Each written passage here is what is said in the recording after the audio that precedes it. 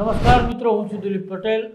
આપ જ્યારે અમારી સાથે જોડાયા છો ત્યારે આજ રોજ આપણે દેશના રાજકીય મુદ્દાઓ પર કે જ્યારે ચર્ચા કરવા જઈ રહ્યા છીએ ત્યારે આપણી સાથે જોડાયા છે જીએસટીવીના વરિષ્ઠ પત્રકાર એવા અનિલભાઈ પટેલ. અનિલજી, તમારું સ્વાગત છે અમારા સ્ટુડિયોમાં. સર, ધન્યવાદ સર. અમારા આમંત્રણને માન આપીને તમે જ્યારે અવારનવાર અહીંયા પધારો છો. તો અનિલભાઈ, બનાસકાંઠાના વાવની પેટા ચૂંટણીમાં શું પરિણામ આવી શકે છે? તમે વિચારો, વાવની પેટા ચૂંટણી કેટલી હાઈ પ્રોફાઇલ બનાવી દેવામાં આવી. જોરદાર, એની તો વાત જ હા, સીએમ જાય. તમે વિચાર કરો સાહેબ, કોણ જાય? સીએમ જાય, તમારા કેન્દ્રીય મંત્રીએ જાય. હા, એવું છે ને? હા, એ જાય. ભૂપેન્દ્ર, તમામ મંત્રીઓ ત્યાં જઈને જે છે ડેરો નાખે.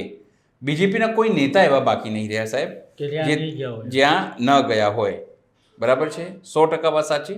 સાચી વાત છે. તેમ છતાં બીજેપીને એવું ડર લાગે કે આપણે હારી જઈશું અને મોટી વાત શું છે, વાવનો વટ ગુમાવીશું. હા, વાવનો વટ ગુમાવીશું. અને એવું કહેવાય છે કે 5 વાગ્યા સુધીની આસપાસ ત્યાં 75%ની આસપાસ મતદાન થઈ ગયું. 5 વાગ્યા સુધીની આસપાસ. એટલે તમે સમજો કેટલો ઉત્સાહ હશે. અને એવું કહેવાય છે કે જ્યારે વધારે મતદાન થાય ને એ સત્તા વિરોધી થાય છે. સાચી વાત છે. સત્તા વિરોધી તમે સમજો છો? હા, એ તો સમજી ગયો. સરકાર ત્યાં અત્યારે કેન્દ્રમાં સરકાર કોની? કેન્દ્રમાં ભાજપની, એટલે એનડીએની, એટલે ભાજપની. ગુજરાતમાં ભાજપની, ત્યાં જિલ્લા પંચાયત સાહેબ ભાજપની, તાલુકા પંચાયત ત્યાં ભાજપની, બધા લોકો ભાજપના છે. છતાં ત્યાં 75%ની આસપાસ મતદાન થાય. 3 વાગ્યા સુધી સાહેબ 55% મતદાન થઈ ગયું. વિચાર કરો, 3 વાગ્યા સુધી 55%. એટલે સ્વાભાવિક છે એનો અંદાજ શું કે લોકોએ મતદાન કચકચાઈને કર્યો છે. એટલે આમ રેકોર્ડ બ્રેક જેવું મતદાન. હજુ તો ગણતરી, હજુ તો 5 વાગ્યા સુધી, હજુ છેલ્લે સુધી શું થાય ખબર નહીં. મતલબ સ્પષ્ટ છે. અને આપણને થવું જોઈએ ને, કેમ થયું? એટલે લોકોએ સાહેબ કોને હરાવવા માટે આ મતદાન કર્યું છે એવું માનવામાં આવે છે. બરાબર?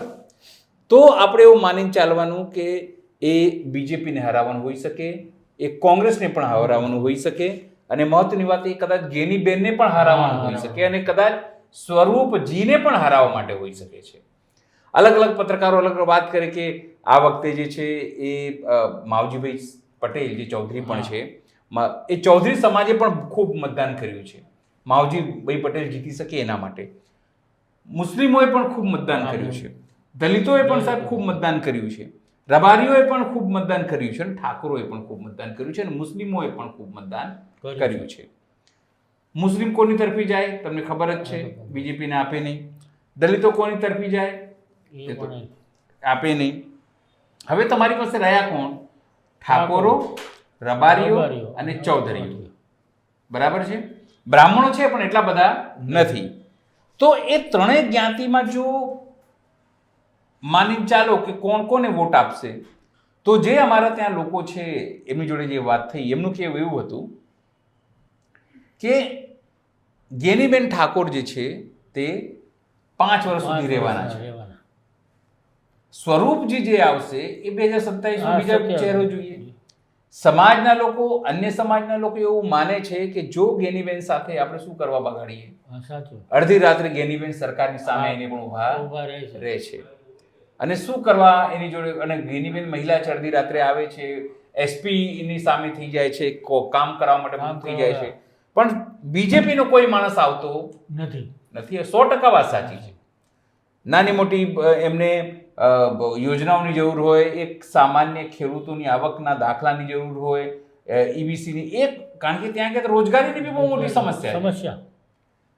શું કહેવાય, જમાવટવાળા દેવાંશીબેન છે એ સાહેબ ગયા હતા ત્યાં, અને એમણે જે એનો તમને રિપોર્ટ જુઓ તો તમને ખબર પડી જાય કે સારું સિરિયસલી ગંભીર છે મામલો. ત્યાં તો રોજગારી નથી, શિક્ષણ માટે સંસાધનો નથી. 30 વર્ષથી અહીંયા બીજેપી છે. બરાબર? અને તમે નામો કે પ્રતિનિધિ નથી, એનો મતલબ શું કે તમારે ત્યાં બીજેપી ના આવે તો તમે એને કામ નહીં કરવા દો? એવું જ છે ને? એનું મતલબ શું કે એ ત્યાંના લોકોને લડવું પડે એટલે સરકાર પ્રત્યેની નારાજગી હોય. પણ સવાલ એ છે કે સ્વરૂપજીને હરાવવા માટે ભાજપના જ વિભીષણો તે કામે લાગ્યા હતા. મને તો એટલા માટે હસી આવે છે કે વિશેષણ તમે જુઓ, જમાવટમાં થોડા દિવસ પહેલા હું વિશેષણ જોતો હતો સારા પત્રકારોનું, જેમાં દેવાંશીબેન પણ હતા, જેમાં અજય ઉમટ પણ હતા, જેમાં આપણા રોનકભાઈ પટેલ પણ હતા, એવા ખૂબ સિનિયર લોકો હતા. એમનું કેવું હતું કે જે માવજી જે છે એ બીજેપીના બી ટીમ છે, બીજેપી તરફે જ લડી રહ્યા છે. તર્ક એવું અપાઈ રહ્યું હતું કે જો ચૌધરીઓ કોંગ્રેસને ના આપે, એટલે ચૌધરીઓ જો એક તરફ 10-12 હજાર વોટ આપે તો કોંગ્રેસને વોટ મળે નહીં. ઠાકોરોમાં જો વોટ વહેંચાય તો એનો ફાયદો ભાજપને થઈ શકે, પણ કોંગ્રેસ જે છે એ નબળી પડે. પણ જે એમાંથી નિષ્કર્ષ એક વાત નીકળી, જે હું સમજુ છું, જ્યાં વાત કરું છું ત્યાંના લોકો એવું પણ કહે છે કે સ્વરૂપજી હજુ યંગ છે, જવાન છે. સ્વરૂપજી એક વખત આવશે 3 વર્ષ માટે, પછી બીજી વખત માટે પણ મહેનત કરશે કે અમને આપો, નહીં આપો તો હું તમારો વિરોધ કરીશ, નહીં આપો તો તમને પાડીશ. બરાબર છે. એટલે કદાચ એમના જ લોકો ઈચ્છતા હોય કે સ્વરૂપજીને હરાવવાનું છે, જે હું તમને વાત કરું છું. સ્વરૂપજીને હરાવવાનું બીજેપીના લોકો છે, હા, એના જ.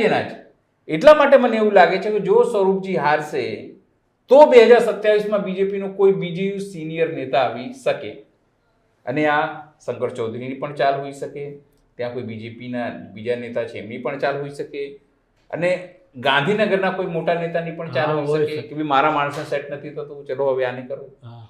એટલે આ જે તમામ વસ્તુઓ છે, આ તમામ વસ્તુઓ વિચારવા જેવી છે. અને પણ આમ તો આપણને પરિણામ તો 23 તારીખે જ ખબર પડવાની છે કે બરાબર કે ગેનીબેનના, કારણ કે તમે ત્યાં ગુલાબસિંહ નહીં પણ ગેનીબેનનો વટ સવાલ છે. હવે જોઈએ છે કે ગેનીબેનનો વટ રાખે છે ત્યાંના લોકો કે પછી સ્વરૂપજીને મોહીને એને આપે છે. તો ખ્યાતિ હોસ્પિટલને લઈને જે ઘટનાક્રમ સામે આવ્યો છે તેમાં સરકારની શંકાસ્પદ ભૂમિકા કેમ દેખાય છે? આખી ઘટના આજે છાપામાં તમે જુઓ ને સાહેબ, આખું વિશેષણ તમને ખ્યાલ આવી જાય, આખું એનું ચિત્ર. બિલકુલ. 2022માં સાણંદ તેલાવ ગામ ત્યાં એક ઘટના થાય છે, એક માણસ મરી જાય છે, પણ પોલીસ કોઈ ફરિયાદ દેતી નથી. જો ત્યારે પોલીસની ક્લિપ જાગી હોત કે પોલીસે તપાસ કરી હોત ત્યારે જ આજે જે આ ઘટના મોટી થઈ એવડી મોટી નહોતી. 2 લોકો સાહેબ હોમાઈ ગયા. તમે વિચાર કરો, ત્યાંના લોકો એવું કહેતા કે અમારો દાંતનો દુખાવો હતો ને તો એ અમારો એન્જીપ્લાસ્ટી કરવાનું કીધું હતું. વિચાર, આ લોકો કરવા શું માંગતા હતા? એમ દાંતનો દુખાવો તો એન્જીપ્લાસ્ટી, ખભામાં દુખાવે તો એન્જીપ્લાસ્ટી, મને થોડું સામાન્ય હતા થાકી જતો તો એન્જીપ્લાસ્ટી. એટલે શું એમ, અને પૂછ્યા વગર જે આવે એન્જીપ્લાસ્ટી. આખી ઘટના કેવી હતી જો, જે તમે જો હું તમને દેખાડું, જે અલગ અલગ છાપાઓમાં આવેલું છે, એ ખૂબ જ ગંભીર બાબત છે કે આની અંદર સરકાર જે છે એ તપાસ કરવા ઈચ્છતી જ નહોતી, કારણ કે એમાં ખૂબ મોટા લોકો, પૈસાદાર લોકો જે સરકારને ચંદા આપતા હશે. અને હું તમને કહું સાહેબ, જો ઇલેક્ટ્રોલ બોન્ડની અંદર તમે તપાસ કરાવો ને, ઇલેક્ટ્રોલ બોન્ડમાં એ કોણે પૈસા આપ્યા, તો સાહેબ આ લોકોનું નામ ઇલેક્ટ્રોલ બોન્ડમાં તમને નાના મોટા પૈસામાં આવી જાય. અને તમને એવું થઈ જાય કે સાલું આ લોકો શું કરવા માંગતા હતા. અને આજે જે છે એ સ્પષ્ટપણે એક છાપામાં રિપોર્ટે છપાયું છે કે PMJY યોજના જ્યારથી આવી છે ત્યારથી આની અંદર કટકી શરૂ થઈ. કેમ? સરકારનો પૈસો એટલે કઈ સરકાર છાપતી નહોતી, તમારા મારા ટેક્સના નાણાં એને આપવાનું હોય. એ લોકો દર્દીને કે તમારે 1 રૂપિયા ખર્ચો થશે નહીં, આવો તમારું ચેકઅપ કરી દઈએ. એટલે જે ટેસ્ટ કરવાના હોય એ તો પૈસા એ તો ગણે, પણ જે ટેસ્ટ ના પણ થયા હોય ખોટા રિપોર્ટ કરે. જે રિપોર્ટ છપાવ્યો છે તમે જુઓ કે આની અંદર એક વસ્તુ એ પણ છપાઈ કે ભાઈ આ યોજનામાં ગોલમાલ કરવામાં સમગ્ર દેશમાં ગુજરાત મોખરે છે, એટલે પહેલા નંબરે છે. બોલો, PMJ હોસ્પિટલો ઉપર સવાલ છે. આ એટલે હું મજાકમાં ઘણી વખત કહું કે આ હોસ્પિટલો છે કે કતલખાના છે. PMJ યોજનામાં તમે કરે, ગુજરાતમાં દેખાડે છે કે ટોટલ કેટલા દર્દી સામેલ થયા. ટોટલ દર્દી જે છે એ 13,860 દર્દીઓ છે PMJ, અને 302 હોસ્પિટલ છે. આ 2 હોસ્પિટલ, હા બરાબર. હવે સ્થિતિ એ છે કે આમાં જે લખેલું છે કે 13,860 માનવ શરીરને એક જ સમયે 2 હોસ્પિટલમાં સર્જરી કરાયાનો કેગનો દાવો છે. એક જ સમયમાં 2 હોસ્પિટલ, 13,860 આ કહું છું. બીજી એક બાકી એક હોસ્પિટલમાં દાખલ હતા. અલબત્ત આ જ અરસામાં એ જ દર્દીએ બીજી હોસ્પિટલમાં પણ પ્રવેશ મેળવ્યો. એક જ માનવ શરીર એ સમયે અલગ અલગ હોસ્પિટલમાં કઈ રીતે હોઈ શકે, તમને સવાલ થાય. જુલાઈ 2020ના અરસામાં આયુષ્યમાન યોજનાની સિસ્ટમે હોસ્પિટલમાં જે દર્દી હતા તે બીજી હોસ્પિટલમાં પ્રવેશ લેતા રોક્યા નહોતા. એટલે સિસ્ટમની અંદર ક્યાંક ખામી હતી. બરાબર છે. પછી લખ્યું છે કે ગુજરાતમાં 47 મૃતકોની સારવાર સંબંધિત 51 દાવા રજૂ કરાયા. પેલું આપણે ફિલ્મ જોયું તો ગબ્બર ઇઝ બેક, યાદ આવી ગયું તમને? જેમાં મૃતદેહ નાખી દે સારવાર. આવા સારવારો કયા થયા છે જેમાં 17.71 લાખથી વધુ હોસ્પિટલોને ચૂકવણી કરાઈ. 17 લાખ રૂપિયા તો આપી દેવાય છે હોસ્પિટલોને. તમે વિચાર કરો. જેમાં 55 બેડની હોસ્પિટલમાં 240 દર્દી હતા. ડેથ સમરી રિપોર્ટ, મૃત્યુ ઓડિટ રિપોર્ટ વિના જ હોસ્પિટલોને બારોબાર નાણાંની ચૂકવણી કરવામાં આવી અને ગુજરાતમાં 1547 મોતના કિસ્સા કોઈ પણ પ્રકારનો કોઈ રિપોર્ટ નહોતો થયો. તમે વિચાર તો કરો. હવે આજ હું તમને કહું છું, મોટી વાત આ છે કે કઈ રીતે આ આખી યોજના ચાલતી હતી.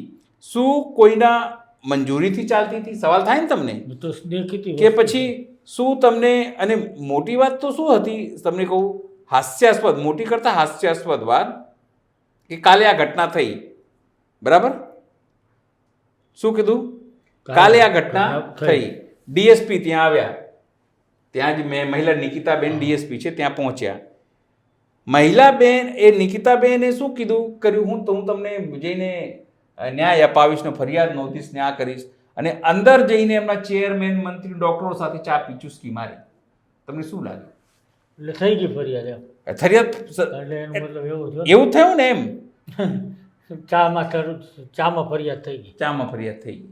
એટલે આખી ઘટનામાં એવી છે વાત કે ખ્યાતિ હોસ્પિટલ જેવી ઘણી બધી ઘટનાઓ. આ તો કેવું છે, અત્યારે આપણે ચર્ચા કરી છે કારણ કે હંગામો થયો, આ થયો, પેલો થઈ, બધી વસ્તુઓ થઈ. પણ આપણે ચર્ચા નથી કરતા એવા ઘણી બધી વસ્તુઓ થાય છે. તો સરકારે શું કરવું જોઈએ? કાલે ડોક્ટર છે વસંતભાઈ દેસાઈ કરીને, વસંતભાઈ પટેલ કરીને, એમણે કીધું કે સરકારે આ યોજના કાઢવડ બધું બંધ કરી દેવું જોઈએ. તમે ગરીબ છો, તમે જાઓ સિવિલમાં દવાખાનામાં લઈ લો સારવાર, મફતમાં સારવાર. કેજરીવાલ 20 લાખ રૂપિયાની સારવાર આપે છે, મફતમાં જાઓ તમે સારવાર લઈ લો. તો તમે કેજરીવાલ મોડલ કેમ નથી જાહેર કરતા? તમે જીદ રાખીને બેઠા છો કે અમે આજ કરીશું? આયુષ્માન જ જોઈએ છે. કેમ જીદ રાખીને તમે બેઠા છો? એટલો મતલબ કે તમે કટકી કરાવવા માંગો છો. તમે કટકી કરાવવા માંગો છો અને એ કટકીમાંથી તમે પણ હિસ્સો લેવા માંગો છો. તમારા ખીચા ભરો. બિલકુલ 100%. જો હું તમને કહું, દારૂબંધી કેમ નથી? આ દારૂબંધી જેવું છે. તમને ખબર છે અધિકારીઓને, કોન્સ્ટેબલને બધાને પૈસા મળે છે, ચૂંટણીથી લઈને બધામાં એનો ઉપયોગ થાય છે. આવી જ રીતે આ જ દવાખાના, આ જ લોકો એ પૈસા વધારે ઉઘરાવે, એમાં નીચેથી લઈને ઉપર સુધી તમામ લોકો મળેલા હોય અને પોતાનો આર્થિક લાભ સાધતા હોય છે. ખોટી જનતાઓ ચૂસાય. તો શું ગુજરાત હવે વિદ્યાર્થી માટે સુરક્ષિત નથી રહ્યું? જો કેમ કહું છું, આ મારે કેમ કહેવું પડે છે, ખૂબ ગંભીર બાબત છે. વિદ્યાર્થીઓ માટે એટલે પરપ્રાંતિયો માટે સાહેબ, પરપ્રાંતિય વિદ્યાર્થીઓ માટે. તમને ખ્યાલ હશે તો બોપલની અંદર 2 દિવસ પહેલા એક છોકરો બાઇકથી જતો હતો, બાજુમાં એક કારવાળા ભાઈ ફાસ્ટ નીકળતા હતા એટલે એને અટકાવ્યું કે થોડું ધીમે ચલાવો. એ ભાઈએ ચપ્પુ લીધું ને પેલા ભાઈ છોકરાને મારી નાખ્યો. એ છોકરો મેરઠનો હતો, માયકામાં ભણતો હતો સાહેબ. એટલે માયકામાં ભણવાનો કોઈ છોકરો કોઈ નાનો સૂનો નહીં હોય, બરાબર. પ્લસ એ છોકરો જે છે ને એ ફૂટબોલનો ત્યાં ટીમનો કેપ્ટન હતો, એ સ્કૂલનો ટોપર હતો અને મેડલ પણ જીતતો. એટલે એટલો હોનહાર છોકરો હતો, બરાબર, હોશિયાર છોકરો હતો. મેરઠનો છોકરો હતો સાહેબ. મેરઠના જ્યારે એની ડેડ બોડી ગઈ, તમે વિચાર કરો, એકનો એક છોકરો હોય અને એના ઘરે ડેડ બોડી જાય, એનો ઘરની શું હાલત હોય? એમાં તો જોઈએ કાંઈ. અને પોલીસ સાહેબ હજુ કંઈ શોધી નથી શકી સાહેબ. તમને હાસ્યાસ્પદ લાગશે. અને પોલીસ નાદારી અને નાલાયકી કેવી રીતે નિભાવે ખબર છે? ક્યાં કોઈ સીસીટીવી જ નહોતા. સ્કેચ એક જાહેર કરી દે છે કે આવું આવું હતું, સ્કેચ જાહેર કરી દીધું છે. હવે ક્યારે પકડાશે? સવાલ એ છે કે હવે બહારથી જે એક તરફ શાંત મનાતો ગુજરાત, એક તરફ સમૃદ્ધ મનાતો ગુજરાત, એક તરફ સુરક્ષિત ગુજરાતમાં, આ ગુજરાતને શું થઈ ગયું છે? શું થઈ ગયું સાહેબ? હત્યા થઈ જાય છોકરાને, પોલીસ કંઈ ના કરી શકે અને પોતાની સ્કોટલેન્ડ યાર્ડ જેવી પોલીસ સમજે, આ બધા સમજે કે અમે સ્કોટલેન્ડ યાર્ડ જેવા ક્રાઇમ બ્રાન્ચની પોલીસ છે અને પછી કોઈ અવાજ ઉઠાવે તો પોલીસ ફરિયાદ કરી દે. મતલબ સાફ છે સાહેબ કે બહારવાળા લોકો માટે પણ ગુજરાત હવે સુરક્ષિત રહ્યું નથી. જો તમે અહીંયા ભણવા માટે તમારા દીકરાઓને મળશે, એની હત્યા થઈ શકે છે અને પોલીસ કંઈ નહીં કરે, અથવા કરતી હશે તો એ પૂરતા પ્રમાણમાં નહીં થઈ શકતું હશે, કારણ કે છોકરાઓ બહારનો છે એને ખબર છે એના મા બાપ શું કરી શકવાના છે. કોઈ ઇન્ડસ્ટ્રીઝના છોકરા નથી, કોઈ નેતાના છોકરા નથી, કોઈ ઇન્ફ્લુઅન્સના એ છોકરા લોકોને નથી. ક્યાં ભણવા છે. 2006માં કાળુપુર સ્ટેશન પર જે બોમ્બ બ્લાસ્ટ થયો હતો તેમાં 3 આરોપીઓને સેશન કોર્ટે નિર્દોષ છોડી દીધા. તો શું પોલીસ નિર્દોષ લોકોને પકડ્યા હતા કે પછી પોલીસ તપાસ થઈ જ નથી? જો કોર્ટે જે નોંધ્યું છે ખૂબ ગંભીર બાબત છે સાહેબ. ત્યારે હું દિવ્ય ભાસ્કરમાં કામ કરતો, તમારી જાણ માટે કહું, અને દિવ્ય ભાસ્કરમાં હું આણંદ અને નડિયાદમાં કામ કરતો અને અપડાઉન કરતો. અને જ્યારે સાંજનો સમય, મને ખ્યાલ છે આ ઘટના ઘટી કાળુપુર રેલવે સ્ટેશને, અને અમને ટ્રેન બધાને રોકી દેવામાં આવી હતી, તપાસ થઈ રહી છે. એટલે મને આ ઘટના હંમેશા યાદ છે ને તપાસ કરતા. વર્ષ 2006માં જે છાપાએ જે લખ્યું છે એની વાત કરું છું. સેશન્સ કોર્ટ શું કૂદી પોલીસ તપાસમાં જે ખામી આવી છે એની ટીકા કરી છે. શું કર્યું છે જો તમે આખી ઘટના પહેલાં શું, 18/2/2026ના રોજ મધ્યરાત્રે, અમે રાત્રે આવતા હતા ત્યાંથી, મોડી રાત્રે 1:05 વાગે Kalupur railway station platform number 2, 3 પર બાંદ્રા બિકાનેર એક્સપ્રેસ આવી હતી. જે ટ્રેન રવાના થયા બાદ પ્લેટફોર્મની બાજુમાં આવેલી એસટીડી બૂથની બાજુમાં પ્રચંડ બોમ્બ બ્લાસ્ટ થયો, જેમાં પ્લેટફોર્મના સિમેન્ટના પતરા તૂટી ગયા હતા અને પ્લેટફોર્મના મુખ્ય દરવાજાનો કાચ તૂટી ગયો હતો. આજુબાજુના સ્ટોલ્સને નુકસાન થયું હતું અને લગભગ 15 જણાને ત્યાં ઘાયલ થયા હતા. એમાં કોઈ મૃતકો નહોતા થયા, પણ ઘાયલ થયા હતા. ઘટના ગંભીર હતી. હવે કોર્ટે શું કીધું સાહેબ? પોલીસને તપાસ કરી, મોટી મોટી વાતો કરી. કોર્ટે શું કીધું? જણાવ્યું કે પ્રસ્તુત કેસમાં તપાસનીશ અધિકારીની જુબાની જોતા હાલના આરોપીઓ આ ગુનામાં કઈ રીતે સંડોવાયેલા છે તે ચિત્ર સ્પષ્ટ બને તેવી કોઈ જ વિગતો પોતાની જુબાનીમાં જણાવી નથી. વિચાર કરો. પછી એને માત્ર ઔપચારિક સ્વરૂપની વિગતો જ જણાવે છે. ખાલી વાર્તા એની સાથે હું તમને કહું કે દિલીપભાઈ તમે ચોર છો, તો મારે તમારા ગજવામાં નાખી મારા ચશ્મા, મારા રૂપિયા અથવા એવા નોટ જેના પર મારું નામ લખી સાબિત કરવું પડે. આ લોકોએ ખાલી વાર્તા ઘડી નાખી. બરાબર. પછી લખ્યું છે કે જેના આધારે આરોપીઓને કેસના આરોપ સાથે જોડવા મુશ્કેલ છે, આરોપીઓ વિરુદ્ધ કયા પ્રકારના પુરાવાઓ પ્રાપ્ત થયેલા છે તે અંગે પણ તપાસનીશ અધિકારી પોતાની જુબાનીમાં કોઈ સ્પષ્ટતા કરી શકતા નથી કે તેવા કોઈ આધાર પુરાવા કે તેમની જુબાની દરમિયાન રજૂ કર્યા નથી. કોર્ટ વધુ નિરીક્ષણ કર્યું હતું અને પોલીસે લશ્કરે તોયબા કે ISI વિશે દિલ્હી સ્થિત પાકિસ્તાન એમ્બેસીમાં જઈને કોઈ પણ તપાસ કરી નથી. ચાર્જશીટમાં જણાવેલી સંસ્થાઓના કોઈ હોદ્દેદારની તપાસ કરાઈ નથી કે તેમના નિવેદનો લેવાયા નથી. આવી સંસ્થાઓ અસ્તિત્વ અંગે પણ કોઈ જગ્યાએ પત્ર વ્યવહાર કર્યા નથી. આમ ગુનો અને ગુનેગારને એકબીજા સાથે સાંકળવા માટે ખુદ તપાસનીશ અધિકારીની જુબાનીમાં પણ ફરિયાદ પક્ષને મદદરૂપ સાબિત થાય તેમ નથી. આવા સંજોગોમાં બોમ્બ બ્લાસ્ટ કરવાનું કાવતરું રચવામાં હાલના આરોપીઓ દ્વારા કોઈ ભૂમિકા ભજવવામાં આવી હોય કે તેમણે કાવતરું ઘડ્યું હોય તેવું ક્યાંય સાક્ષીની જુબાની પરથી સાબિત થતું નથી. તો ફરિયાદી પક્ષે પણ રજૂ કરાયેલા દસ્તાવેજ પુરાવા આરોપીઓ વિરુદ્ધના કેસનો પુરવાર કરવામાં મદદ થતા જણાતા નથી. તેમ આરોપીઓ શંકાને લાભ આપી છોડી મૂકવામાં આવે છે. આ કેસમાં કોને છોડવામાં? 3 આરોપીઓ છોડાયા છે. આરોપીનું નામ છે મોહમ્મદ અસલમ ઉર્ફે મોહમ્મદ યુસુફ ઉર્ફે મૌલાના ઉર્ફે અસલમ, કાશ્મીરી ઉર્ફે ઇમરાન, તે હાજી મોહમ્મદ લતીફ સરાદ અને આરોપી મોહમ્મદ આમિર શકીલ અહેમદ શેખ તથા આરોપી સૈયદ આકિબ સૈયદ જકરુદ્દીન સૈયદ શંકાનો લાભ આપીને છોડી મૂકવામાં આવ્યું છે. 2006 આજે 2024 થઈ. કેટલા વર્ષ થયા સાહેબ? ઘણું. 14-18 વર્ષ થયા. 18 વર્ષ આ લોકોને જેલમાં રાખવામાં આવ્યા હશે, પ્રતાડિત કરવામાં આવ્યા હશે. બરાબર. કારણ કે તે મુસ્લિમ હતા અને પોલીસની થિયરીમાં બંધ બેસતા હતા એટલે પોલીસે ઉચકાડી લીધા.